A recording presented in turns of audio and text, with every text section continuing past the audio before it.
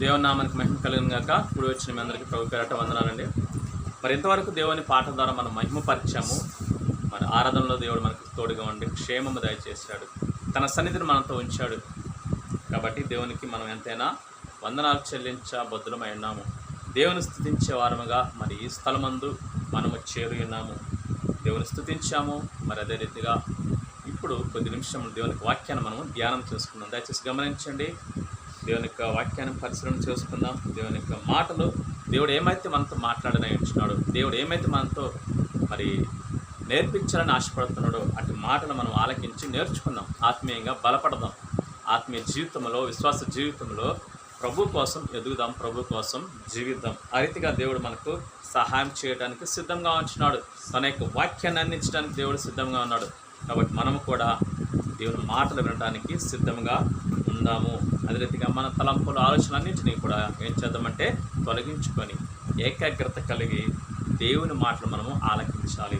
మన హృదయంలో వాటిని భద్రం చేసుకొని ఆ రీతిగా జీవించాలి. దయచేసి గమనించండి. అపోస్తల కార్యములు దయచేసి గమనించండి.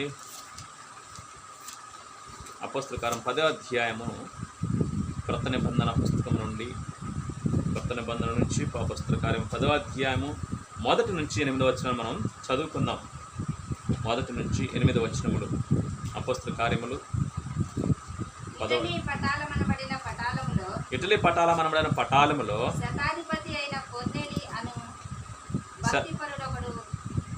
శతాధిపతి అయిన కొర్నేలియను భక్తిపరుడొకడు కైసరియలో ఉండెను. అతడు తన ఇంటి వారందరితో కూడా దేవుని యందు భయభక్తులు గలవాడై ఉండి ప్రజలకు బహుధర్మము చేయొచ్చు ఎల్లప్పుడూ దేవునికి ప్రార్థన చేయువాడు. పగలు ఇంచుమించు 3 గంటల వేళ దేవుని దూత అతని వద్దకు వచ్చి కొర్నేలి అని పిలుచుట దర్శనమందు తేటగా అతనికి కనబడెను.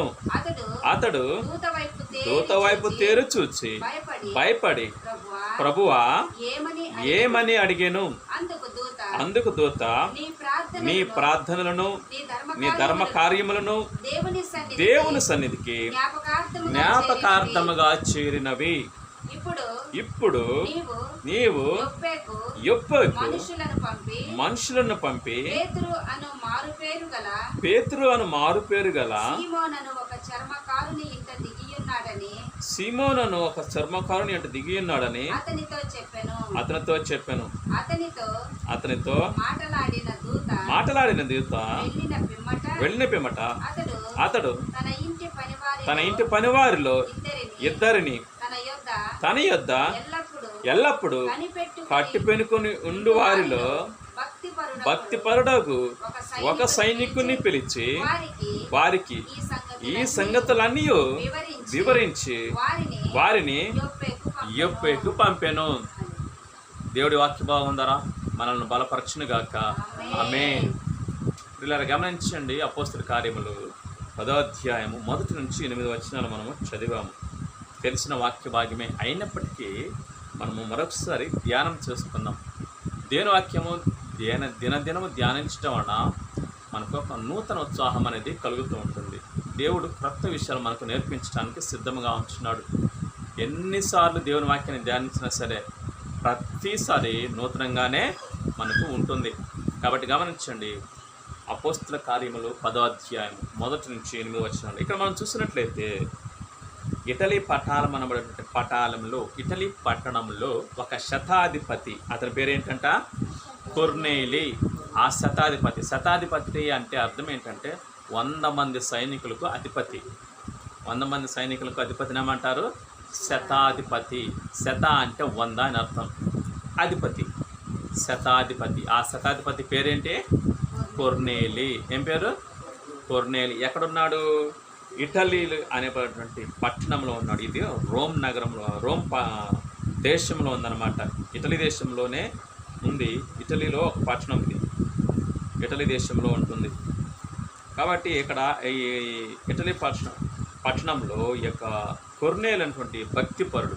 ఇతను చాలా భక్తిపరుడు. కాకపోతే అన్యుడు, దేవుణ్ణి ఎరిగినటువంటి వ్యక్తి కాడు, దేవుని తెలుసుకున్న వ్యక్తి కాడు, యేసుక్రీస్తును నమ్మిన వ్యక్తి కాడు. కానీ దేవుని పట్ల చాలా భక్తిపరుడు, దేవుడు అంటే చాలా భయము భక్తి కలిగినటువంటి వ్యక్తి. ఈ వ్యక్తి ఏం చేస్తున్నాడు రోజు చూసాం కదా, ఏం చేస్తున్నాడు?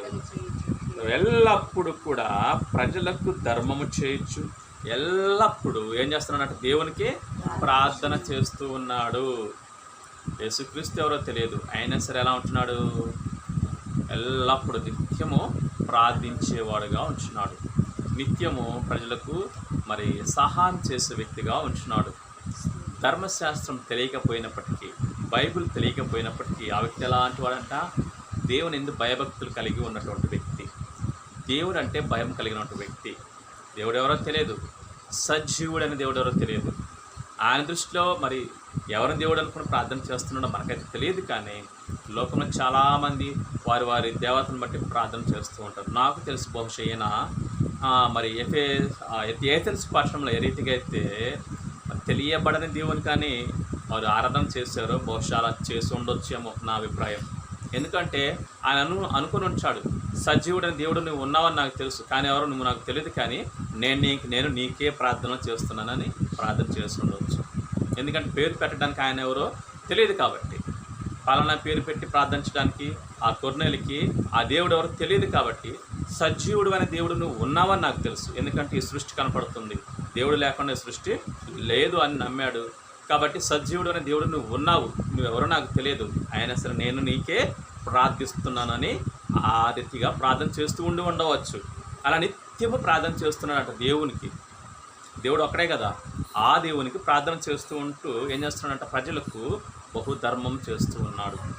దాన గుణం, ఇతరులకు సహాయం చేసే గుణము ఈ కొర్నేలికి ఉందన్నమాట. ఆ రీతిగా నిత్యము ప్రార్థన చేస్తూ ఏం చేస్తున్నాడంట? ప్రజలకు మరి ధర్మం చేస్తూ ఉంటున్నాడు. కాబట్టి గమనించండి, అలా ప్రార్థన చేస్తున్నప్పుడు ప్రతిరోజు ప్రార్థన చేసేవాడు. తనకు ఎప్పుడైతే ఖాళీగా ఉంటుందో ఆ సమయంలో ప్రార్థన చేసుకున్నాడు. చాలా భక్తిపడు, దేవుడు అంటే భయము ఉన్నటువంటి వ్యక్తి, భక్తి ఉన్నటువంటి వ్యక్తి. ఎవరు? కొర్నేలి, అన్యుడు, యేసుక్రీస్తుని ఎరగనవాడు, అయినప్పటికీ ప్రార్థన చేస్తున్నాడు. చూడండి ఎంత మంచి మనసు తనది. దేవుడు ఎవరో తెలియకపోయినా సరే ఆ దేవుడికి, సజీవుడని దేవుడికి ఆయన ప్రార్థన చేస్తూ ఉన్నాడు. ఆ దేవుని పట్ల ఆయన భయం కలిగి ఉంటున్నాడు. ఈనాడు చాలామంది జనం మరి దేవుడు అంటే ఎవరు తెలుసుకొని కూడా, క్రైస్తవులే, దేవుడు అంటే ఎవరు తెలుసుకొని కూడా దేవుని పట్ల భయం లేకుండా జీవిస్తూ ఉంటున్నారు. కాబట్టి మనం అలా జీవించడానికి మంచి వీల్లేదనమాట. దేవుని గ్రంథం ఏమంటుంది? దేవుని వాక్యము మీరు దేవుని యందు భయము భక్తి కలిగి ఉండండి అని సెలవిస్తుంటుంది. ఆ రీతిగా ఈ కొర్నేలు ప్రార్థన చేస్తున్నప్పుడు ఒకరోజు 3 గంటలకు, మధ్యాహ్నం 3 గంటలకు ప్రార్థన చేస్తూ ఉన్నప్పుడు ఏమైందంట? ఏం జరిగింది? దేవుని దూత వచ్చాడు. వచ్చి ఏమంటున్నాడు?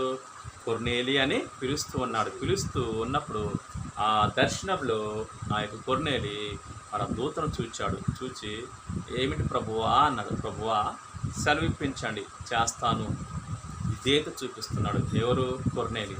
అప్పుడు దూత చెప్తూ ఉన్నాడు ఏమని? నీ ప్రార్థనలు, నీ ధర్మ కార్యాలు ఎక్కడికి చేరాయంట? వినాలి. ఎక్కడికి చేరాయే? దేవుని సన్నిధికి చేరాయి. దేవుడు ఎక్కడ ఉన్నాడు? పరలోకంలో ఉంటాడు. ఆయన సింహాసనం ఎక్కడ? పరలోకంలోనే. కాబట్టి అక్కడికి చేరాయి నీ ప్రార్థనలు, నీ ధర్మ కార్యాలు. ప్రజలను ప్రేమించే మంచి మనసు, ప్రజలకు సహాయం చేసే మంచి మనసు దేవుని సన్నిధికి వెళ్ళాయి. ఏమేమి వెళ్ళాయి? ప్రార్థనలు వెళ్ళాయి, ధర్మ కార్యాలు అంటే క్రియలు వెళ్ళాయి. కాబట్టి నువ్వేం చేస్తావంటే వెంటనే పేతురుని పిలిపించు. పేతురు అనేటువంటి మారు పెరగల వ్యక్తి ఉన్నాడు, సీమోను. అతని పేరు సీమోను, తర్వాత పేతురుగా పిలువబడుతూ ఉంటున్నాడు. ఆ పేతురు పలానా చోట యొప్పే అనే గ్రామంలో, యొప్పే అనే పట్టణంలో చర్మకారుడైన సీమోను ఇంట మరి ఉన్నాడు. నువ్వు మనుషులను పంపించు, ఆ పేతురుని పిలిపించు అని దేవుని దూత చెప్పడం జరుగుతుంది. దేవుని దూత చెప్పేసి వెళ్ళిపోతాడు. ఎప్పుడైతే దేవుని దూత చెప్పేసి వెళ్ళిపోతాడో వెంటనే తన యొద్ద ఎప్పుడు కనిపెట్టుకొని ఉండే 2 సైనికులను పిలుస్తాడు. తనైతే ఎప్పుడు కనిపెట్టుకొని ఉండే 2 సైనికులను, కనిపెట్టుకోవటం అంటే నమ్మకంగా ఉన్నటువంటి 2 సైనికులను పిలిచి వారికి విషయమంతా చెప్పి, మీరు వెళ్ళి యొప్పే పట్టణంలో చర్మకారుడైన సీమోను అనే వ్యక్తి ఇంటిలో పేతురు అనేటువంటి ఒక వ్యక్తి ఉన్నాడు, దైవజనుడు, అతన్ని తీసుకొని రండి అని చెప్పి పంపిస్తాడు. పంపించినప్పుడు వాళ్ళు వెళ్ళిపోతారు. వెళ్ళిపోయి ఆ యొప్పే పట్టణానికి వెళ్ళిపోయి అక్కడ మరి విచారించి మరి పేతురు ఎక్కడ ఉంటున్నాడో అని తెలుసుకొని మరి ఆ గృహంలోకి వెళ్తారు. వెళ్ళినప్పుడు అదే సమయంలో అప్పుడు పగలు మంచు 12 గంటల వేళ ఏం చేస్తున్నాడు పేతురు, దైవజనుడైన పేతురు ఏం చేస్తున్నాడు, ఆ యొక్క మిద్దె మీదకి వెళ్ళి, డాబా పైన మిద్దె మీదకి వెళ్ళి ప్రార్థనలో ఉన్నాడు. ప్రార్థన చేస్తూ ఉంటున్నాడు. ప్రార్థన చేయడానికి సమయం అంటూ ఏమీ ఉండదు. కాబట్టి ఆ సమయంలో మధ్యాహ్నం 12 గంటల సమయంలో పేతురు ఏం చేస్తున్నాడు, ప్రార్థన చేస్తూ ఉన్నాడు. బాగా ఆకలితో ఉన్నాడు పేతురు. అయితే ఇంటి వారు ఏం చేస్తున్నారు, వంట సిద్ధం చేస్తూ ఉన్నారు. ఈలోపు ఆలస్యం ఎందుకు, సమయం దొరికింది కదా అని చెప్పేసి పేతురు గారు ఏం చేస్తున్నారు, దైవజనుడైన పేతురు గారు ఏం చేస్తున్నారు, ఆ ఇంటి మీదకి వెళ్ళి ప్రార్థన చేస్తూ ఉన్నాడు. అప్పుడు ప్రార్థన చేస్తున్నప్పుడు దేవుడు పేతురుని దర్శించడం జరిగిందనమాట. పేతురుని దర్శించి ఒక విషయం చెప్తూ అంటున్నాడు. ఆ దర్శనంలో ఏం కనపడుతుందంటే, ఒక దుప్పటి 4 అంచులు పట్టబడి ఆకాశం నుంచి భూమి మీదకి వచ్చింది. ఆ దుప్పట్లో అన్ని రకాల జంతువులు, జీవులు, ప్రాగు పురుగులు సమస్తం కనపడుతున్నాయి పేతురు గారికి. దైవజనుడికి కనపడుతుంటే అప్పుడు ఒక స్వరము పేతురు గారితో అంటుంది, పేతురు నువ్వు లేచి వాటిని చంపుకొని తిను, ఆకలితో ఉన్నావు కదా చంపుకొని తిను అన్నప్పుడు అన్నీ కనపడుతున్నాయి. భూమి మీద ఏమున్నాయి అవన్నీ కనపడుతున్నాయి, జంతువులు, పురుగులు అన్నీ కనపడుతున్నాయి. అప్పుడు పేతురు అంటాడు, ప్రభువా నేను నిషిద్ధమైనదే తినను, నేను ఎప్పుడు తినలేదు, అపవిత్రమైనది నేను ఎప్పుడు తినలేదు, అపరిశుభ్రమైనది నేను ఎప్పుడు తినలేదు, కనుక నేను ఎప్పుడు వీటిని తినాలయ్యా, నేను తినను అంటాడు. అప్పుడు ఆ స్వరం మరలా ఉంటుంది, దేవుడు పవిత్రపరచిన వాటిని నువ్వు మరి అపవిత్రంగా ఎంచవద్దు. దేవుడు మరి వాటిని నిషిద్ధమైనదిగా ఎంచలేదు, కాబట్టి నువ్వెందుకు అలా వాటిని నిషిద్ధమైనదిగా ఎంచుతున్నావు అన్నప్పుడు అది మరలా పేతురు గారికి మెళుకు వచ్చేస్తుంది. అంటే ప్రార్థనలోనే ఉన్నారు కానీ మరలా మామూలు స్థితికి వచ్చేస్తాడు అనమాట. అప్పుడు పేతురు ఆలోచన చేస్తూ ఉంటాడు, ఏంటి దర్శనం, దేవుడు ఎందుకు నాకు ఈ దర్శనాన్ని చూపించాడు, ఏమై ఉంటుంది అనుకొని ఆ పేతురు ఆలోచన చేస్తూ ఉన్నప్పుడు ఈ 2 మనుషులు వచ్చారు కదా, ఎవరు కొర్నేలు పంపించిన 2 మనుషులు వచ్చి అదే ఇంటికాడికి వచ్చి అడుగుతున్నారు, పేతురు అనబడిన సీమోను మీ ఇంటి దగ్గరే ఉన్నాడా అని అడుగుతూ ఉంటే ఆ మాటలు ఇంటి పైన ఉన్నటువంటి ఆ యొక్క దైవజనుడికి వినపడినప్పుడు నా కోసం ఎవరో వచ్చారని అనుకుంటాడు. ఈ లోపల దేవుని ఆత్మ పేతురుతో మాట్లాడుతుంది, ఆ 2 మనుషులు నేనే పంపించాను, నువ్వు భయపడకుండా తడవ చేయకుండా వారితో వెళ్ళు అని పేతురుతో మాట్లాడుతుంది దేవుని ఆత్మ. మాట్లాడినప్పుడు పేతురు సరే దిగి వచ్చేసి దేవుడు చెప్పినట్లుగా వారితో మాట్లాడి వారిని ఇంట్లోకి తీసుకొచ్చి వారికి ఆతిథ్యం చేస్తాడు. ఆతిథ్యం చేసిన తర్వాత వారు జరిగిన విషయం అంతా కూడా ఆ పేతురు గారికి వివరించి చెప్పడం జరుగుతుంది. అప్పుడు పేతురు బయలుదేరి మరునాడు, అప్పుడు నడిచి రావటం కాబట్టి మరి ఇప్పట్లా వాహనాలు లేవు, నడకే మొత్తం ఎట్టి వెళ్ళినా. మరునాడు వాళ్ళు పొద్దున్నే బయలుదేరి వెళ్ళిపోతారు. ఎక్కడికి? ఇటలీకి వెళ్ళిపోతారు, కొర్నేలి ఇంటికి వెళ్ళిపోతారు.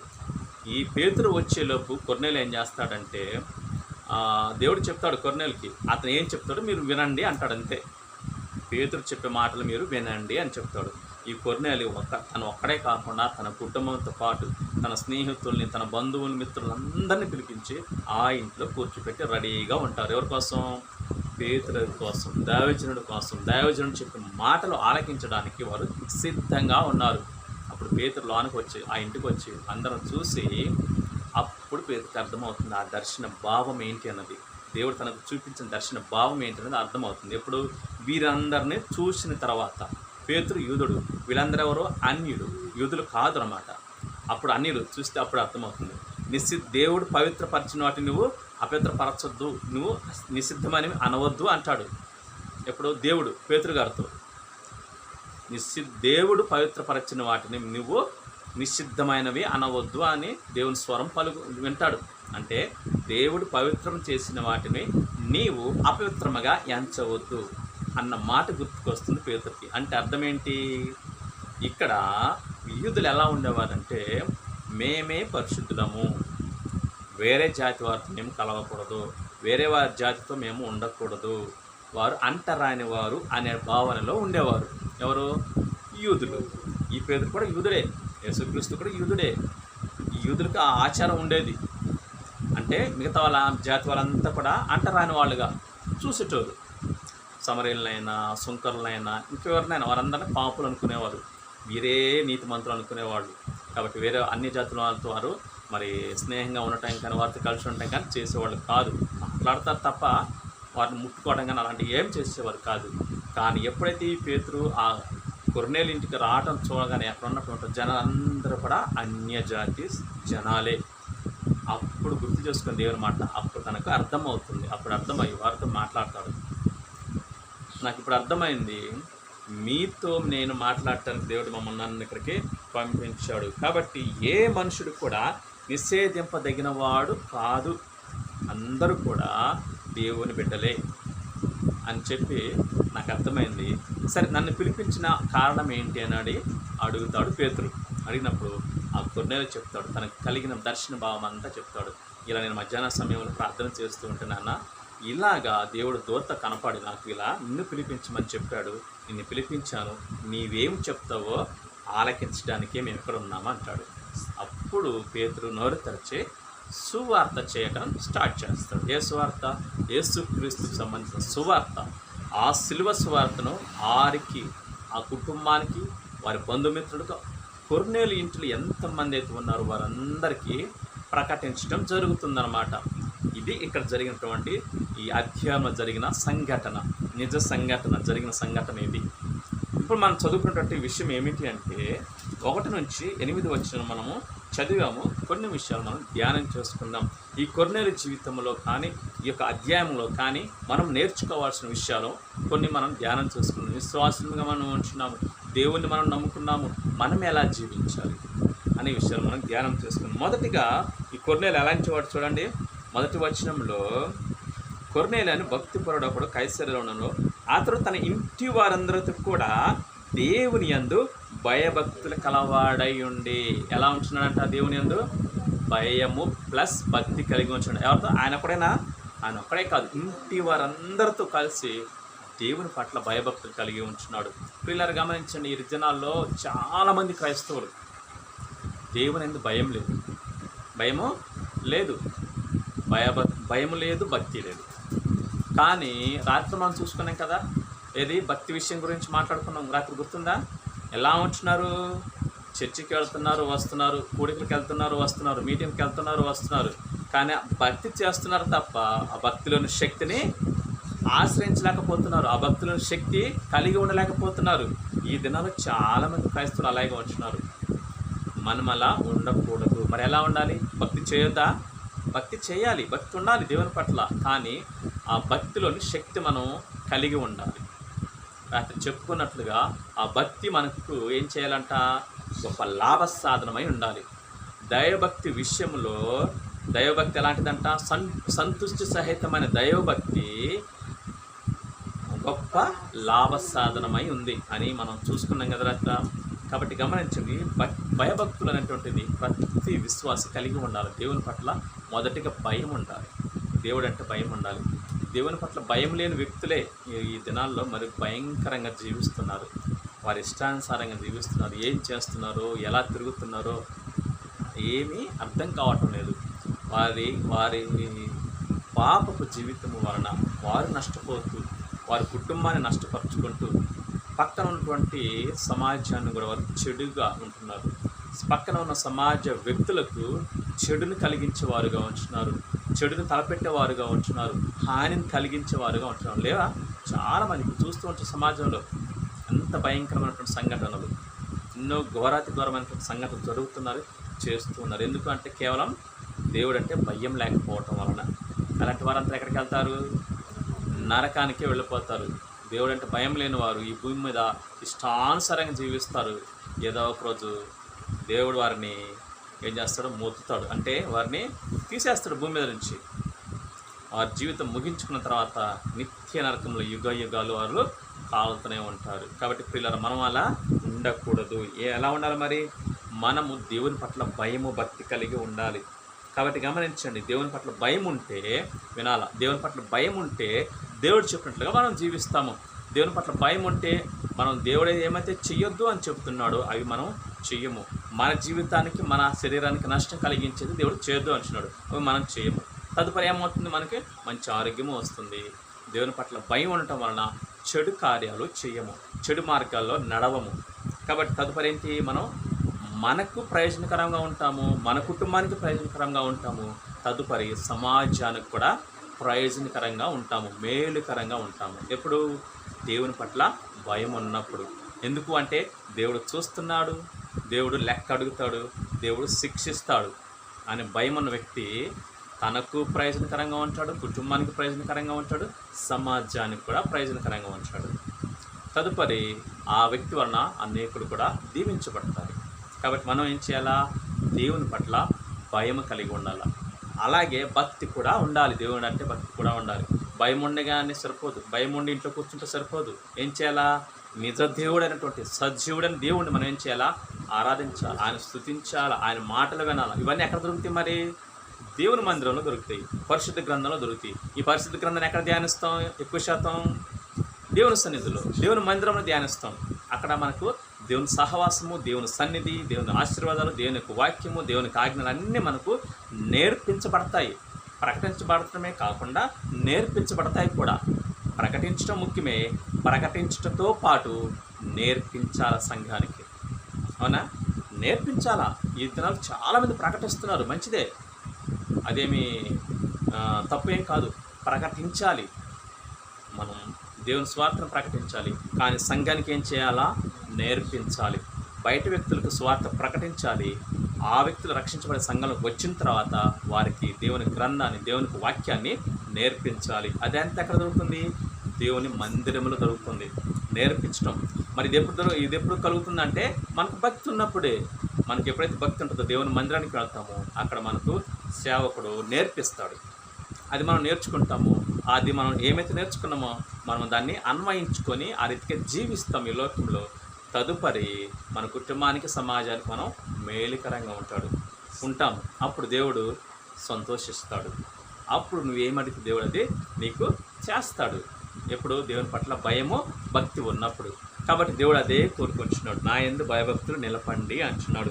రాత్రి చూసుకున్నట్లుగా దేవుని భయభక్తులు నిలిపితే ఎన్ని ఆశీర్వాదాలు చూసుకున్నాం కదా, చాలా ఆశీర్వాదాలు చూసుకున్నాం. కొన్ని చెప్పగలరా? రాత్రి కాక మనం ధ్యానించుకుంది దేవుని భయభక్తులు కలిగి ఉంటే ఏమంటే నిత్యము క్షేమము ఉంటుంది, ఏమోలు కొదువై ఉండదు, రక్షణ ఉంటుంది, దేవుని దూత కాపుదలగా ఉంటాడు. అంతేకాదు, అన్నిటికంటే ప్రాముఖ్యమైనటువంటిది చివరిగా దేవుడే జీవపు ఓటగా ఉంటాడు. అంటే జీవాన్ని మనకిస్తాడు. మరి అటు గొప్ప దేవుడు మనకి ఎన్నో మేలు ఇచ్చాడు. మనము కోరిక నెరవేరుతుంది, మనకు ఆశీర్వాదం వస్తుంది, దీవెనలు వస్తాయి, దేవుని దూత కాపుదల. యెహోవా భయభక్తులు కలవారు చుట్టూ ఆయన దూత కావాలని వారిని రక్షించును. ఇట్లా ఎన్నో మనం దీవెనలు చూసుకున్నాం రాత్రి. దేవుని భయభక్తులు కలిగిన వ్యక్తి.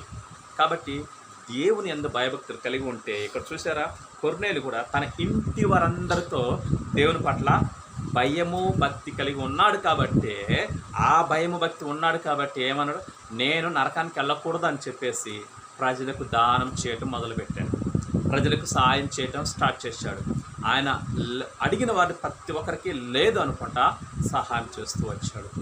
బైబిల్ కూడా అదే సెలవిస్తుంది వాక్యం, నిన్ను వాళ్ళ నీ పొరుగువాన్ని ప్రేమించు. అంటే అర్థం ఏంటి?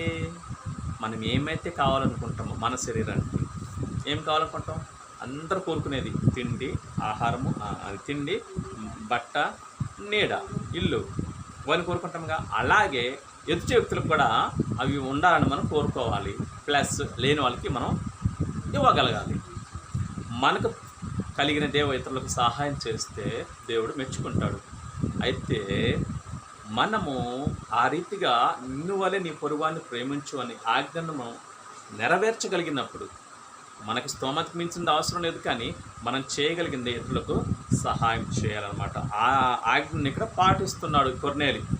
ఇతరులకు సహాయం చేస్తున్నాడు, తనకు చేతనైన సహాయం చేస్తున్నాడు. ప్రజలకు బహుధర్మము చేయొచ్చు అంటే అర్థం ఏంటి? చెప్పలేనంత ధర్మం చేస్తున్నాడు, అడిగిందల్లా ఇస్తున్నాడు. ఎవరు?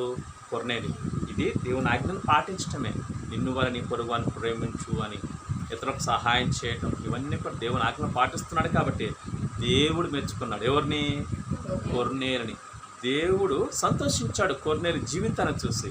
అందుకే దేవుడే స్వయంగా దిగొచ్చాడు. దేవుడు ఎవరో తెలియదు కొర్నేలికి, సజీవుడని దేవుడు ఎవరో తెలియదు. అప్పుడు దేవుడి దిగి వచ్చి తెలియకపోయినా సరే మరి మంచిగా జీవిస్తున్నాడని చెప్పేసి తనను తాను ప్రత్యక్షపరచుకుంటున్నాడు. ఎవరు? దేవుడు. తానే వచ్చేసి పరిచయం చేసుకుంటున్నాడు. కొర్నేలికి పరిచయం చేసుకున్నాడా లేదా? దూతను పంపించాడు దేవుడు. దూతను పంపించి పేతుని పిలిపించున్నాడు. పేతుని ఎందుకు పిలిపించమన్నాడు? ఆయన దైవజనుడు, దేవుని సేవకుడు. దేవుని సేవకుడు ఏం చేస్తాడు? దేవుని గురించి సువార్త ప్రకటిస్తాడు, దేవుని గురించి నేర్పిస్తాడు, దేవుని గురించి మరి అనేక విషయాలు తెలియపరుస్తాడు. అందుకు దైవజనుని రమ్మని పిలిపించమని చెప్పాడు. ఎప్పుడైతే దైవజనుడు వచ్చాడో అవన్నీ కూడా నేర్పించాడు. తదుపరి చూడండి, మరి తన ఇంటి వారందరితో భయభక్తులు కలిగి ఉన్నాడు. ఆయన ఒక్కడే కాదు, ఇంటి వారందరూ కూడా దేవుని భయభక్తులు కలిగి ఉన్నాడు. కాబట్టి దేవుడు మెచ్చుకున్నాడు, దేవుడు సంతోషించాడు. కొర్నేలి జీవితాన్ని చూసి, కొర్నేలి కుటుంబ జీవితాన్ని చూసి మెచ్చుకొని ఆయనకు పరలోకాన్ని ఇవ్వాలని ఆశపడ్డాడు దేవుడు. అందుకే రక్షించుకోవాలి. మరి దేవుని రక్తం లేకుండా, దేవుని పాపక్షమాపణ లేకుండా ఎవరు కూడా పరలోకం చేరటం అసాధ్యం కదా. దేవుడు చెప్పాడు, యేసుక్రీస్తు యోహాను సువార్త 14:14 నేనే మార్గము, నేనే సత్యము, నేనే జీవము, నా ద్వారా తప్ప పరలోక రాజ్యానికి ఎవడు కూడా రాలేడు. ఇప్పుడు కొర్నేలి రాగలడా? రాలేడు. ఎంత భక్తిపరుడైనా, ఎంత బహు ధర్మాలు చేసినా, తనకున్నది మొత్తం పంచిపెట్టినా పరలోకానికి వస్తాడా? రాలేడు. ఎందుకు? రక్షణ లేదు. నేనే మార్గం అని చెప్పిన యేసయ్య రక్తము ఆయన మీద లేదు, పాపక్షమాపణ లేదు. ఇవి ఉండాలి. అందుకు దేవుడు మార్గాన్ని సిద్ధపరచడానికి తన దాసుని పంపించాడు, రక్షించడానికి తన కుటుంబాన్ని పంపించాడు, తన కుటుంబాన్ని రక్షించడానికి దావీదును పంపించాడు దేవుడే. ఎందుకంటే కొర్నేలి జీవితాన్ని చూశాడు, పరిశుద్ధంగా జీవిస్తున్నాడు. అన్యుడైనా సరే దేవుడే దిగి వచ్చి ఆ కుటుంబాన్ని రక్షణలోకి నడిపించడానికి, తన క్రీస్తు రక్తాన్ని ఆ కుటుంబానికి ఆపాదించడానికి, ప్రాయశ్చిత్తాన్ని వారికి కలిగించడానికి, పాపక్షమాపణ వారికి దయచేయడానికి ఏం చేశాడు? దైవజనుడిని పేతురు గారిని పంపించాడు. ఎప్పుడైతే దైవజనుడు వచ్చాడో క్రీస్తు స్వార్థ ప్రకటించి ఆ రోజే, ఆ క్షణమందే ఎప్పుడైతే స్వార్థ విన్నారో చివరి వచనం మనకు కనపడుతుందన్నమాట. చదవాల్సిన అవసరం లేదు, కానీ చివరి వచనం మనకు కనపడుతుంది.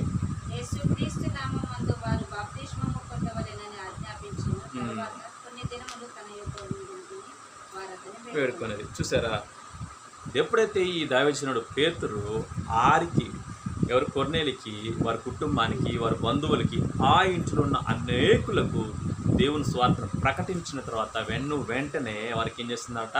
యేసుక్రీస్తు నామములో బాప్తిస్మం కూడా ఇప్పించారు. అంటే దేవుడు ఏం చేశాడు?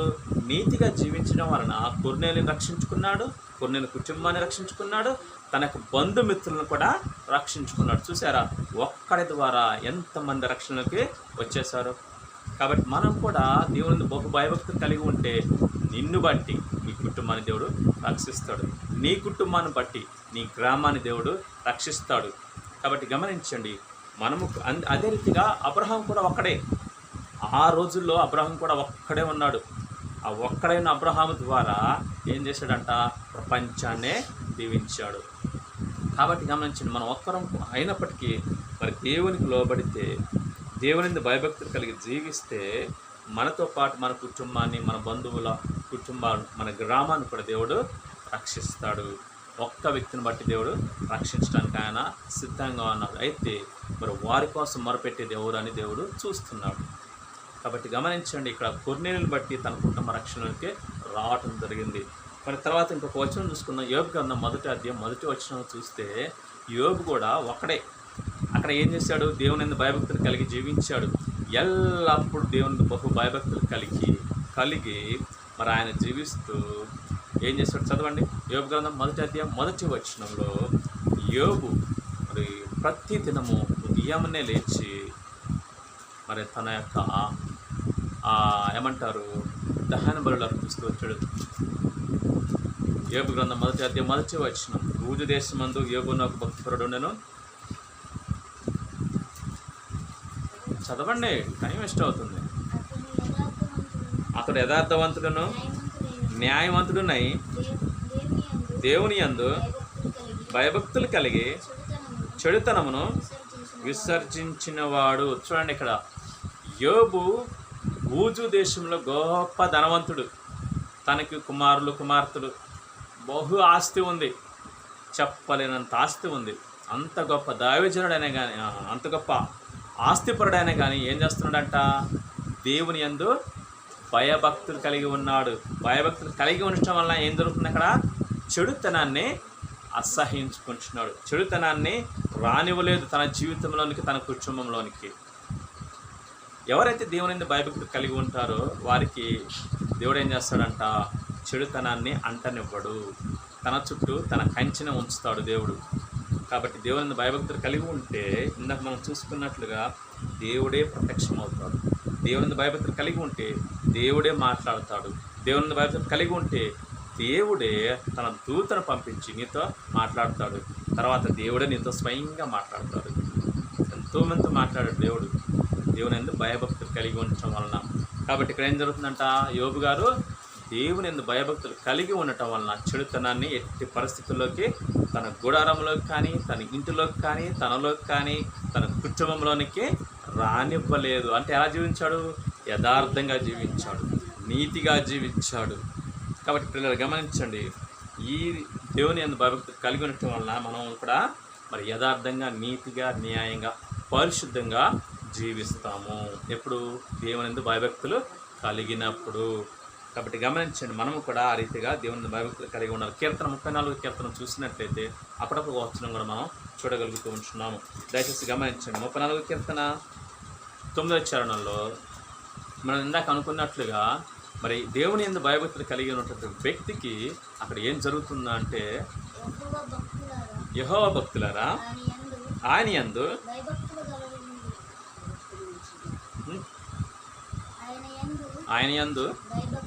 భయభక్తులు ఉంచువారికి ఏమీయూ కొదువలేదు. దేవుని యందు భయభక్తులు గల వారికి ఏ మేలు కొదువై ఉండదు అని ఇక్కడ మనం చూస్తూ ఉంటున్నాం. కాబట్టి పిల్లలు గమనించండి, దేవుని యందు భయభక్తులు కలిగి ఉంటే ఏ మేలు కొదువై ఉండదు. అంటే అర్థం ఏంటి?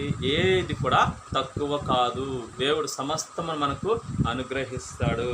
అదే రీతిగా అదే 34 చరణంలో కూడా చూస్తే మంచి మాట దేవుడు మరొక మాట మనకు రాయించి పెట్టాడు. చదవండి.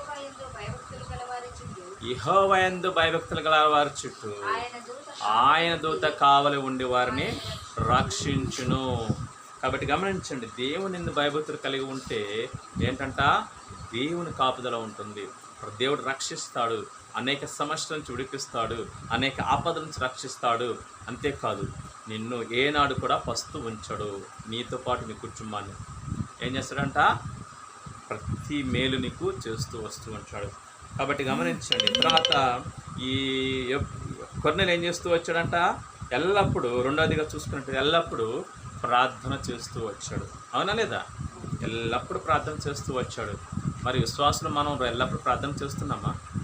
ఒకసారి పరిశీలన చేసుకున్నాం. అన్యుడైనటువంటి కొర్నేలే ఎల్లప్పుడూ ప్రార్థన చేస్తూ వస్తుంటే సజీవుడైన దేవుడిని తెలుసుకున్నాం మనము, సజీవుడైన దేవుడిని అనుసరిస్తున్నాం మనము, మరి ఆయన శక్తిని తెలుసుకున్న మనము ఏం చేయాలా? ప్రార్థించాలా, ఎల్లప్పుడూ ప్రార్థించాలి. యేసుక్రీస్తు ప్రభువు కూడా ఏం చేస్తూ వచ్చాడు? ప్రార్థిస్తూ వచ్చాడు. రాత్రంతా ప్రార్థిస్తూ వచ్చాడు, పగలంతా కూడా పరిచర్య చేస్తూ వచ్చాడు. మరి యేసుక్రీస్తు ఆయన దేవుడై ఉండి కూడా ఆయనే ప్రార్థన చేసినప్పుడు మనకొద్దా ప్రార్థన? మనకొద్దా? కావాలి కదా. కాబట్టి గమనించండి, ఎల్లప్పుడూ ఏం చేయాలి? మనం ప్రార్థన చేయాలి.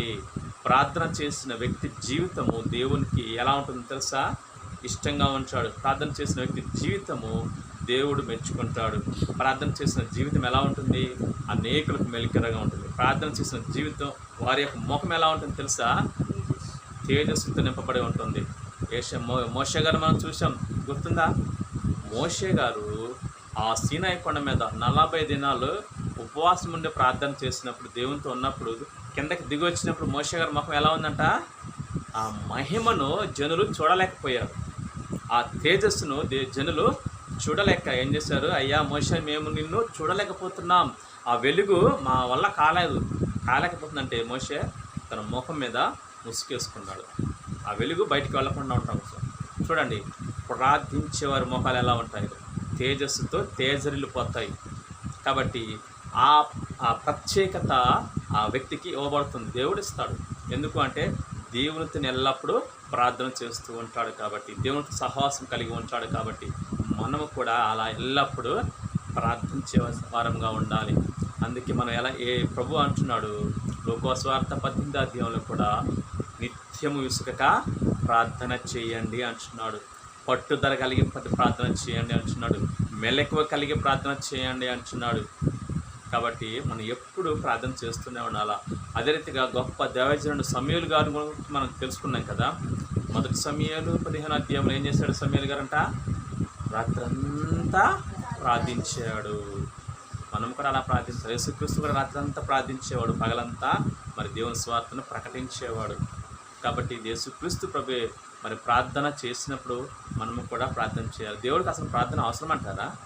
ఆయనే కదా దేవుడు, ఆయనకు అవసరం లేదు. కానీ ఎందుకు చేశాడు?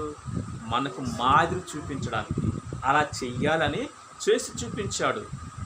ఆయనకు అవసరమై కాదు, మనకు అవసరం కాబట్టి మనం అలా చెయ్యాలని మనకు మాదిరి ఉంచాడు.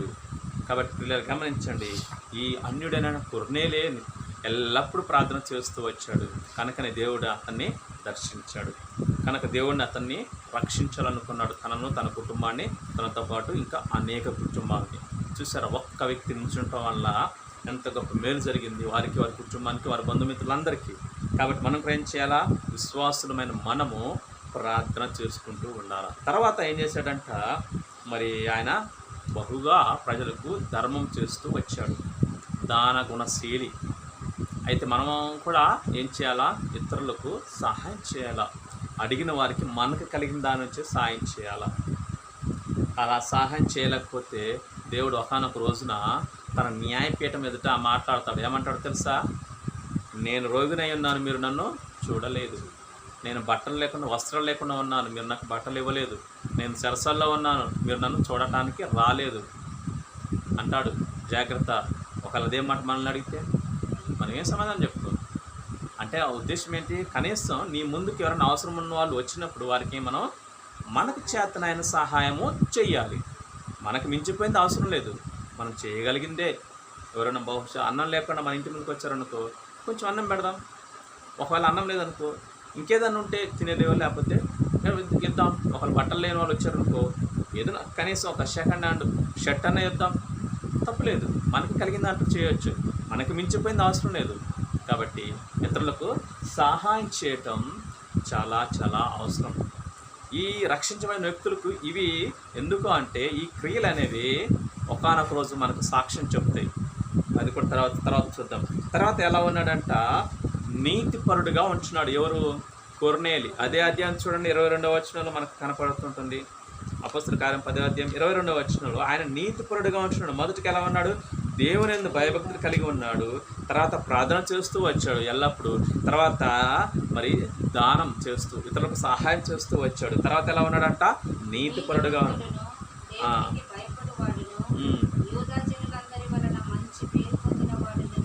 కొర్నేలి.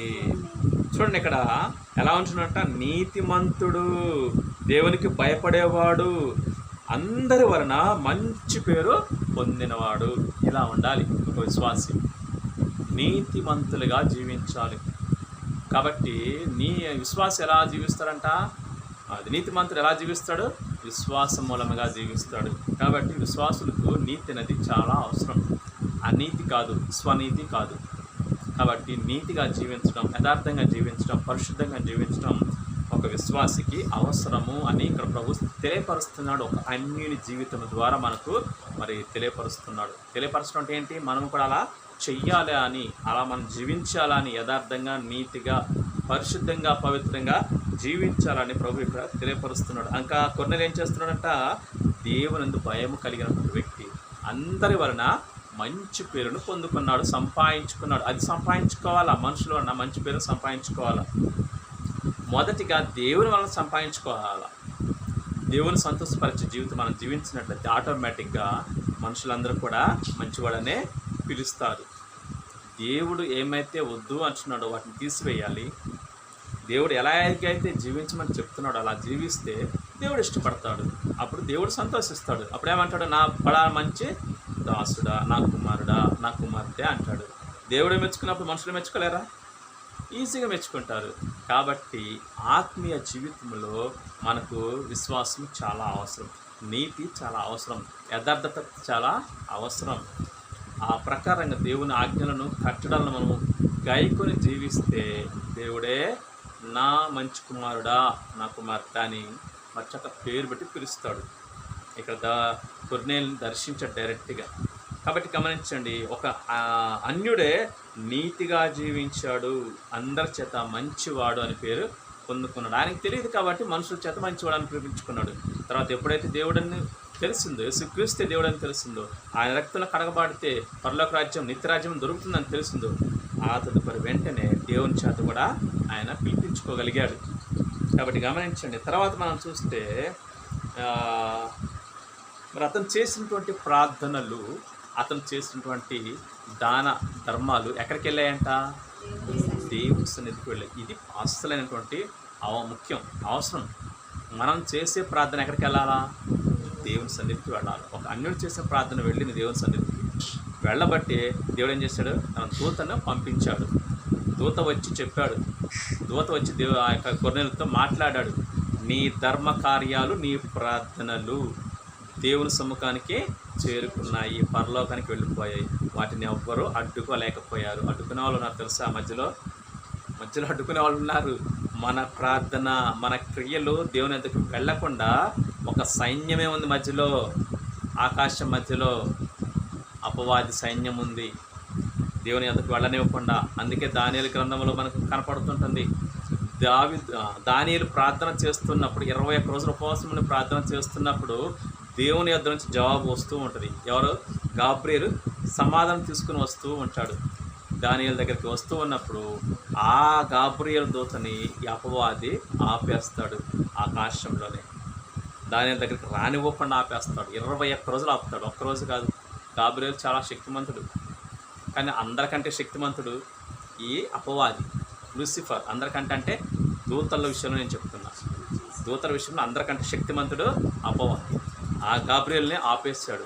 ఒక దూత ఎంతమందిని సంహరించగలడో తెలుసా? మనం రాజుల గ్రంథంలో చూస్తాము. అసూరు సైన్యాన్ని అనుకుంటా ఒక దూత ఒక రాత్రిపూట ఒక్క దూత ఏం చేస్తాడు? 185,000 మందిని చంపేస్తాడు. మరి అంత శక్తిమంతుడైనటువంటి గాబ్రియేలు దూతను కూడా ఆ అపవాది ఆపేశాడంటే అపవాది ఎంత శక్తిమంతుడు అంటే దేవుని కంటే శక్తిమంతుడు కాదు, కానీ అందరికంటే శక్తిమంతుడు దేవుని తర్వాత.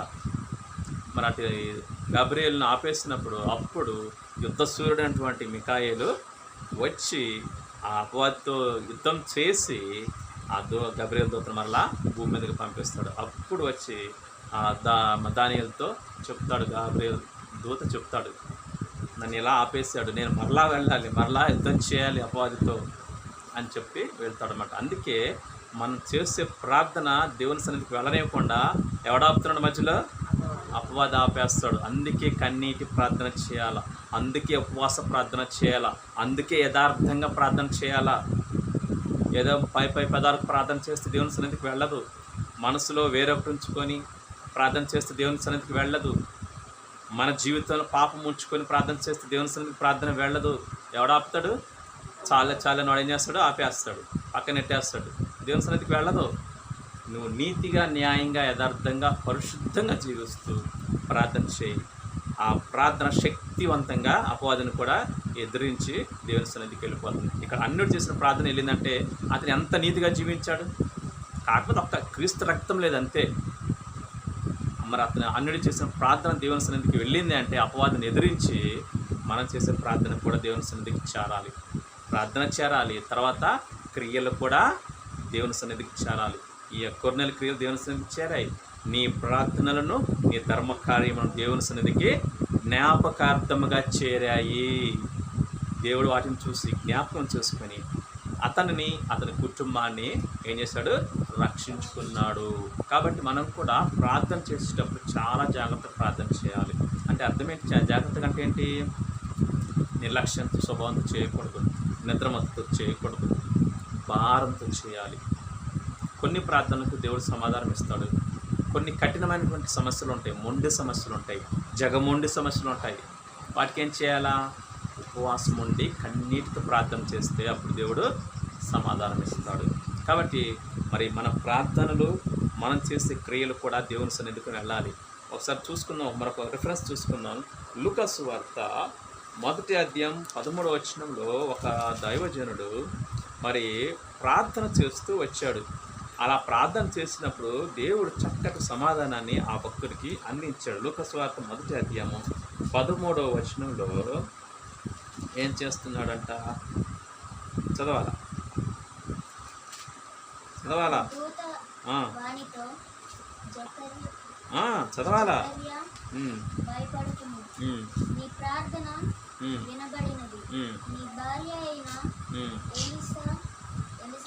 ఎలిజబెత్ నీకు కుమారుని కనును, అతనికి యోహానును పేరు పెడుతుదవు. ఇక్కడ చూసినట్లయితే లూకా సువార్త 1వ అధ్యాయం 13వ వచనంలో అప్పుడు ఆ దూత అతనితో, ఎవరంటే ఇతను ఆ దూత మాట్లాడుతున్నాడు. ఎవరా వ్యక్తి? జకరియా, భయపడకుము. ఏం చేస్తున్నాడు జకరియా? 10వ వచనం చూడండి. ధూప సమయమందు ప్రజల సమూహం అంతయు వెలుపల ప్రార్థన చేయుచుండగా, అందరూ కూడా ప్రార్థనలో ఉన్నారు. దేవుని మందిరంలో, అతి పరిశుద్ధ స్థలంలో యాజకుడని జకరియా అతి పరిశుద్ధ స్థలంలో ఉన్నాడు. ప్రజలు బయట ఉండి ప్రార్థన చేస్తున్నారు. ఈ యాజకుడు కూడా ప్రార్థనలోనే ఉన్నాడు. అప్పుడు దేవుడు సమాధానం ఇస్తున్నాడు. ఎవరితో? జకరియతో. జకరియా భయపడకుము. ఎందుకంటే దూత కనపడైనప్పుడు మనుషుడు భయపడతాడు కాబట్టి, అదృశ్య శక్తి కాబట్టి అంటే ఏమంటున్నాడు? జకరియా నువ్వు భయపడవద్దు, నీ ప్రార్థన ఏం చేయబడిందంట? వినపడింది. ఎవరికి? దేవునికి వినపడింది ప్రార్థన. అది అక్కడ సమాధానం. కాబట్టి నీ ప్రార్థన వినపడింది కాబట్టి దేవుడు ఉండే స్థలానికి వచ్చింది నీ ప్రార్థన దేవునికి అక్కడికి వినపడింది. దేవుడు విన్నాడు కాబట్టి నేను నీకు సమాధానాన్ని తీసుకొని వచ్చాను, నువ్వు చేసిన ప్రార్థనకు జవాబు తీసుకొని వచ్చానని చెప్పేసి ఆ యొక్క దూత గాబ్రియేలుతో మాట్లాడుతూ ఉంటున్నాడు. ఆ సమాధానం ఏంటి అంటే, మీకు సంతానాన్ని దేవుడు ఇవ్వబోతున్నాడు, అతనికి మీరు యోహాను అనే పేరు పెట్టండి అని దేవుని దూత చెప్పి వెళ్ళిపోవటం జరుగుతుంది. ఇక్కడ నేనేం చెప్పాలనుకుంటున్నానంటే, మనం ప్రార్థిస్తే దేవుని సన్నిధికి చేరాలి అంటున్నాను అనమాట. ఇక్కడ కొర్నేలు ప్రార్థించినప్పుడు దేవుని సన్నిధికి వెళ్ళింది, అలాగే ఈ జకరియా ప్రార్థించినప్పుడు దేవుని సన్నిధికి వెళ్ళింది, తర్వాత దానియేలు ప్రార్థించినప్పుడు దేవుని సన్నిధికి వెళ్ళింది. మనం చేసినప్పుడు కూడా మన ప్రార్థన దేవుని సన్నిధికి వెళ్ళాలి. అట్లా భారంతో ప్రార్థన చేయాలి, ఇంకా కన్నీటితో ప్రార్థన చేయాలి. అవసరమైతే ఉపవాసం ఉండి ప్రార్థన చేస్తే జవాబు రానిదంటూ ఉండదు. ఉపవాసం ఉండి ప్రార్థన చేస్తే నినివే పట్టణాన్ని మనం చూసుకున్నాం చాలాసార్లు. నినివే పట్టణంలో ఏం జరిగింది? 120,000 మంది ఉన్నారు ఆ పట్టణంలో. వారందరూ అన్యులు. దేవుడు ఏం చెప్పాడు యోనాకి? నువ్వు వెళ్ళి ఆ పట్టణానికి స్వార్థ ప్రకటించు, ఇంకా 40 రోజుల్లో నేను ఆ పట్టణాన్ని నాశనం చేస్తాను. వారు మనసు మార్చుకొని పశ్చాత్తాపడితే పర్వాలేదు, రక్షిస్తా. వాళ్ళు మనసు మార్చుకోకుండా అలాగే జీవితాన్ని మార్చుకోకుండా అలాగే ఉంటే మాత్రం 40 రోజులు ఆ పట్టణాన్ని నేను తుడిచేస్తానని హెచ్చరికతో మరి యోనాను పంపించాడు. దేవుడు పంపించే ప్రతి స్వార్థ ప్రకటించాడు. వెంటనే ఏం చేశారు? నిన్నే పట్టణం అంతా ప్రజలంతా ఏం చేశారు? ఉపవాసం ఉండి కన్నీటితో ప్రార్థన చేశారు. అయ్యా మమ్మల్ని క్షమించు తండ్రి, తెలియక చేశాము, మా తప్పు క్షమించని కన్నీటితో ప్రార్థన చేశారు. ఉపవాసం ఉన్నారు. వారు తగ్గించుకున్నారు. వారు మాత్రమే కాదు, పచ్చి మంచినీళ్ళ పొలాలు 3 రోజులు ముట్టలేదు. పచ్చి మంచినీళ్ళు కూడా ముట్టలేదు. చూడండి అక్కడ ఉంటుంది, యోనా గ్రంథంలో ఉంటుంది. కావాలంటే పశువులు కూడా ఉన్నాయి, గడ్డి మేయలేదు, నీళ్లు తాగలేదు. చాలు, నీళ్లు తాగలేదంటే అర్థం ఏంటి? నీళ్ళు వాళ్ళు ఎవరో తీసుకోలేదు. అంత కఠినంగా చేయబట్టి ఏం చేశాడు దేవుడు? మరలా దేవుడు కూడా తన మనసు మార్చుకున్నాడు. నాశనం చేస్తాను అనుకున్న దేవుడే మరలా మనసు మార్చుకుని వారిని రక్షించేశాడు. కాబట్టి లేదా మన ప్రార్థన కూడా అలా ఉండాలి. అలా ఉపవాసం నుండి ప్రార్థన చేస్తే దేవుడు మనకు జవాబిస్తాడు, కరుణిస్తాడు. కాబట్టి గమనించండి. తర్వాత మన క్రియలు కూడా దేవుని సన్నిధికి చేరాలి. ఇక్కడ కొర్నేలి క్రియలు దేవునికి సన్నిధికి చేరాయా లేదా? నీ ధర్మ కార్యములు దేవుని సన్నిధికి జ్ఞాపకార్థముగా చేరినవి. మనం చేసే పనులు కూడా ఎక్కడికి వెళ్ళాలి? దేవుని సన్నిధికి వెళ్ళాలి, వెళతాయి కూడా. 2 రకాల పనులు చేస్తాం మనం తెలుసా? ఒకటి ఏం చేస్తాము? నీతి క్రియలు చేస్తాము, ఒకటి చెడు క్రియలు చేస్తాం. ఈ 2 వెళతాయి ఎక్కడికి? దేవుని సన్నిధికి వెళ్తాయి. ఆ లిస్ట్ ఎప్పుడు వచ్చింది తెలుసా? మనం ఈ జీవితాన్ని ముగించుకొని అక్కడికి వెళ్ళినప్పుడు ఒకానొక రోజున క్రీస్తు న్యాయపీఠం ఎదుట మనం అందరం ఏం చేయాలా? ప్రత్యక్షం కావాలి తీర్పు రోజున. అప్పుడు ఆ క్రియలు సాక్ష్యం ఇస్తాయి. నువ్వు చేసిన పనే చెప్తుంది. నువ్వు ఒకరిని దొంగతనం చేసావనుకో, నువ్వు చేసిన దొంగతనమే ఆ పనే చెప్తుంది. వీడు నన్ను దొంగిలించాడు అనేది చెప్పిద్ది. చాలా జాగ్రత్త. కాబట్టి మన క్రియలు ఏం చేస్తాయంటే ఆ రోజు సాక్ష్యం పలుకుతాయి. వాటిని బట్టి నీకు పరలోకమా నరకమా అనే దేవుడు నిర్ణయిస్తాడు. నువ్వు టీవీ చూస్తున్నావు అనుకో, ఆ టీవీ చెప్పిద్ది రేపటి రోజున, ఈవిడు నన్ను రోజు చూస్తున్నాడు టీవీ, నీ మాట వినకుండా సినిమాలు చూస్తున్నాడు, సీరియల్ చూస్తున్నాడు అని చెప్పిద్ది రేపటి రోజున. జాగ్రత్త. అందుకే భయం ఉండాలి, దేవుని భయం. ఆ టీవీ రేపటి రోజున సాక్ష్యం చెప్పిద్ది. అప్పుడు దేవుడు ఏం చేస్తాడు తెలుసా? నువ్వు సినిమాలు చూస్తున్నావు, సీరియల్ చూస్తున్నావు కాబట్టి నువ్వు నరకానికి వెళ్ళి పని పంపిస్తాడు. జాగ్రత్త. అందుకే మన క్రియలు అక్కడికి వెళతాయి. ఒక వచనం చూసుకుని చూడండి. ప్రకటన గ్రంథము 14వ అధ్యాయం 13వ వచనం. మీకు ఒక రిఫరెన్స్ ఇస్తానన్నమాట. మన క్రియలు మరి అక్కడికి వస్తాయా రావా? ఆల్రెడీ ఇక్కడ మనం చూసాము. అపొస్తలుల కార్యం 10వ అధ్యాయంలో 4వ వచనం మనం చూసాము. ఇక్కడ కూడా చూద్దాం. ప్రకటన గ్రంథం 14:13. అంతటా ఇప్పటి నుండి ప్రభువునందు మృతులు ధన్యులని వ్రాయుమని పరలోకం నుండి ఒక స్వరం చెప్పగా వింటిని.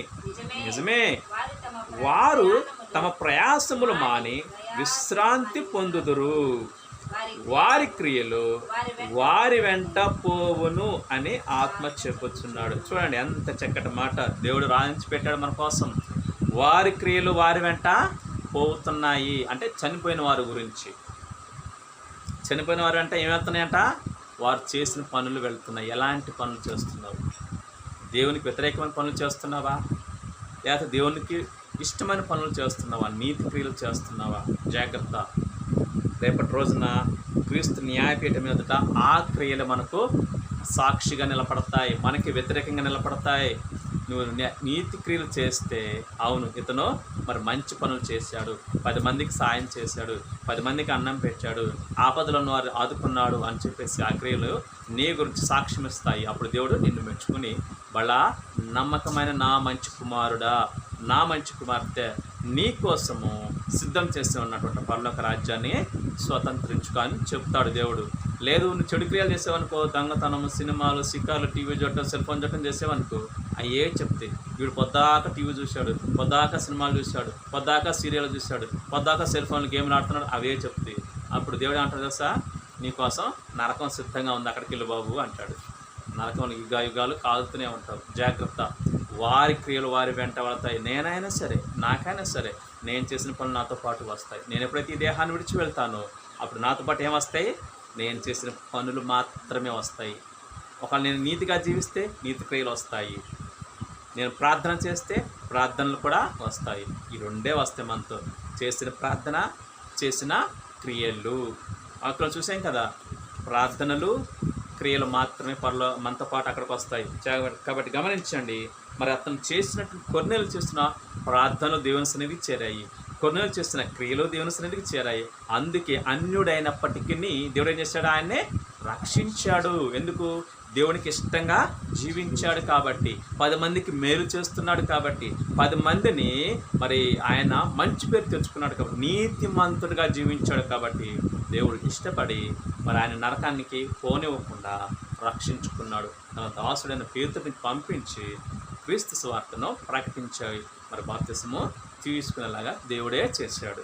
కాబట్టి పిల్లలు మనం కూడా గమనిద్దాం. మన క్రియలు మనతో పాటు వస్తాయి, మన ప్రార్థనలు మనతో పాటు వస్తాయి. అంటే ప్రార్థన మనం చేసిన వెంటనే దేవుని సన్నిధికి వెళుతుంది, అది ముందే వెళ్ళిపోతుంది. ఓకే, అయితే మనం వెళ్ళినప్పుడు మనతో పాటు వచ్చేయండి క్రియలు వస్తాయి. కాబట్టి గమనించండి. తర్వాత మనం ఇంకో మాట చూసుకొని ముగించుకుందాం. ఆ 7వ వచనం మనం చూసినట్టయితే ఆ కొర్నేలు దగ్గర ఎలాంటి వారు ఉన్నారంట? తన పని వారిలో 2 ఎల్లప్పుడూ కనిపెట్టుకుని ఉన్నటువంటి వారు ఇద్దరిని పిలిచాడు. అంటే ఇద్దరు ఉన్నారని అర్థమా? కాదు, చాలా మంది ఉన్నారు. అతను చూసి ఆ 100 మంది కూడా అలాగే జీవించారు. ఎవరిని? కొర్నేలు చూసి. కొర్నేలు ఎలా జీవిస్తున్నాడో ఆ కొర్నేలు చూసి తన ఎదుట ఉన్నటువంటి 100 మంది సైనికులు కూడా అలాగే జీవించారు. నాయకుడు ఎలా ఉంటే సైన్యం కూడా అలాగే ఉంటుంది, అంతే కదా. కుటుంబ యజమాని ఎలా ఉంటాడో ఆ కుటుంబ యజమానిని బట్టే కుటుంబము అలా నడుచుకుంటుంది. కాబట్టి గమనించండి, ఈ కొర్నేలి దేవుని కోసం ఎలా కనిపెట్టుకుని ఉన్నాడో, దేవునితో ఎలా ప్రార్థన చేస్తున్నాడో, మరి బహుమందికి ఎలా దానం చేస్తున్నాడో. తన యొద్ద ఉన్నవారు ఇద్దరు కూడా ఎలా ఉన్నారంట, తన యొద్ద ఉన్న వారిలో కూడా అందరూ ఎలా ఉన్నారంట, ఎల్లప్పుడూ కనిపెట్టుకొని ఉంటున్నాడు. ఎందుకు? నా యజమానుడు ఏం చెప్తాడా చెయ్యాలి, నా యజమానుడికి నేను విధేయత చూపించాలి అని కనిపెట్టుకొని ఉంటున్నారు. మనము కూడా అన్యులైనప్పటికీ వారు అలా ఉన్నారే, తమ యజమానుడి పట్ల విశ్వాసంతో నమ్మకంతో లోబడే మనసు కలిగి ఉన్నారు కదా. మనం ఏం చేయాలా? మన యజమానుడు ఉన్నాడు కదా. ఎవరు మన యజమానుడు? యేసుక్రీస్తు ప్రభు. ఆయన కోసం మనం ఏం చేయాలా? ఎల్లప్పుడూ కనిపెట్టుకొని ఉండాలా. నా ప్రభు ఎప్పుడు వస్తాడు, నా ప్రభు నాకేం చెప్తాడు, ఎప్పుడేం మాట్లాడతాడు, నా దేవుడు నాతో ఏం మాట్లాడతాడు, నా తండ్రి నాతో ఏం సమాధానం చెప్తాడు, నాతో ఏం చెప్పాలనుకుంటున్నాడు అని ప్రార్థనలు కనిపెట్టుకోవాలా. అవునా కదా? మనం కనిపెట్టుకోవాలా. సినిమాలు, షికార్లు, టీవీలు ఇవి కాదు మనకు కావాల్సింది. ప్రార్థన, బైబిలు, మరి స్తుతి, ఆరాధన. ఈ రీతిగా మనం కనిపెట్టుకొని ఉంటే ప్రార్థనలు కనిపెట్టుకోవాలా, వాక్యం ధ్యానిస్తున్నప్పుడు కనిపెట్టుకోవాలి, దేవుడు నాతో ఏం మాట్లాడబోతున్నాడు అని కనిపెట్టుకోవాలా, మరి ప్రార్థించేటప్పుడు నాకు ఏం జవాబు ఇవ్వబోతున్నాడు అని దేవుడు అని కనిపెట్టుకోవాలా. తర్వాత ఆరాధించేటప్పుడు కూడా దేవుడు నన్ను ఏ రీతిగా మరి తాకబోతున్నాడని కూడా మనం కనిపెట్టుకోవాలా. ఈ అన్యులైనటువంటి దాసులే యజమానుడి పట్ల అంతటి నమ్మకంతో, విశ్వాసంతో కనిపెట్టుకొని సిద్ధంగా ఉన్నారు. కనిపెట్టుకోవటం ఏంటి? సిద్ధంగా ఉన్నారు. అంటే యజమానుడు ఏ టైన ఏ పని చెప్పినా సరే వెంటనే చేసేవారుగా ఉంటున్నారు. అందుకే ప్రభు చాలాసార్లు అన్నాడు, మీరు అనుకోనని గడిలో నేను వస్తాను కనుక మీరు సిద్ధంగా ఉండండి. కాబట్టి మనం కనిపెట్టుకుందాం. ప్రభు మనతో ఏం మాట్లాడనే ఉంటున్నాడు. ఎప్పుడు ఏ టైం ఎలా మాట్లాడతాడో తెలియదండి. ప్రభు ఎప్పుడు పిలుచుకుంటాడో తెలియదు. సమయంలో పిలుచుకున్నాడు. ఎప్పుడు పిలుచుకున్నాడు? అర్ధరాత్రి వేళ పిలుచుకున్నాడు. చిన్న బాలుడే అయినప్పటికీ సమయలు 3 సార్లు పిలిచాడు. లోబడ్డాడు. సమయలు గొప్ప ప్రవక్త అయిపోయాడు. దావీదుని పిలుచుకున్నాడు. దావీదు లోబడ్డాడు. లోబడిన ప్రతి ఒక్కరు గొప్ప విజయాలే చూశారు, చేశారు. కాబట్టి మనం కూడా ప్రభు కోసం కనిపెట్టుకొని ఉందాం. చూడండి, ఈ యొక్క ఉదయకాల సమయం ముందు, మధ్యాహ్న సమయం ముందు దేవుడు కొర్నేలి జీవితం నుంచి మనకు కొన్ని విషయాలు నేర్పించాడు. ఏం చేశాడంటే, మొదటిగా దేవుని యందు భయభక్తులు కలిగి ఉండాలని నేర్పిస్తూ ఉంటున్నాడు. మనం నేర్చుకోవాలి ఇవన్నీ. తర్వాత ఎల్లప్పుడూ ఏం చేయాలా? ప్రార్థన చేయాలి. ఎల్లప్పుడూ ఇతరులకు మనము సహాయం చేయాలి. తర్వాత నీతిగా మనం జీవించాలి, యథార్థంగా జీవించాలి, పరిశుద్ధంగా జీవించాలి. తర్వాత అందరి చేత మంచి పేరును పొందుకోవాలి. అయితే అందరి చేత మంచి పేరు పొందుకునే కంటే ముందు ఎవరితో పొందుకోవాలి? దేవుని చేత మంచి పేరు పొందుకోవాలి. బలా నమ్మకమైన నా మంచి కుమారుడా, బలా నమ్మకమైన నా మంచి కుమార్తె అని దేవుని చేత మనం మెప్పు పొందాలి. పత్రికలో పౌలు గారు అంటాడు, మనము మనుషులను సంతోషపెట్టగోరుచున్నామా, దేవుని సంతోషపెట్టగోరుచున్నామా? దేవుణ్ణే సంతోషపెడితే దేవుడే పిలుస్తాడు. ఆటోమేటిక్గా మరి మనుషులు కూడా పిలుస్తారు, దేవుని భయం ఉంటే. కాబట్టి ఆ తర్వాత ఏం చేయాలంట? మనం చేసే క్రియలు మనతో పాటు వస్తాయి ఆ రాజ్యానికి. ఇక్కడ కొర్నేలి జీవితం నుంచి మనం నేర్చుకునేటువంటి ఆత్మీయ సత్యాలు, మనం చేసే క్రియలు మనతో పాటు వస్తాయి. అవి మంచివైనా సరే, చెడ్డవైనా సరే, వాటిని బట్టి దేవుడు మనకు తీర్పు తీర్చబోతున్నాడు. కాబట్టి ప్రియులు గమనించండి, ఎల్లప్పుడూ దేవుని కోసం మనము కనిపెట్టుకొని ఉండాలి, సిద్ధంగా ఉండాలి. దేవుని రాకడ ఎప్పుడో తెలియదు కాబట్టి మనం సిద్ధంగా ఉండాలి. అలా ఉండటం కోసమే దేవుడు ఏం చేశాడు? మనల్ని రక్షించడం కోసం, కొర్నేలిని ఏ రీతిగా అయితే రక్షించడానికి తన దూతను పంపించాడో, దేవుడు మనల్ని రక్షించడం కోసం ఆయనే ఆ పరలోక సింహాసనాన్ని వదిలి భూమి మీదకి వచ్చాడు. ఎందుకు? మన పాప జీవితం నుంచి మనల్ని విడిపించడానికి. మనం పొందవలసిన శిక్షకు బదులుగా ఆ కలవరి శిలువలో వాస్తవానికి మనం పొందాలి ఆ శిక్ష.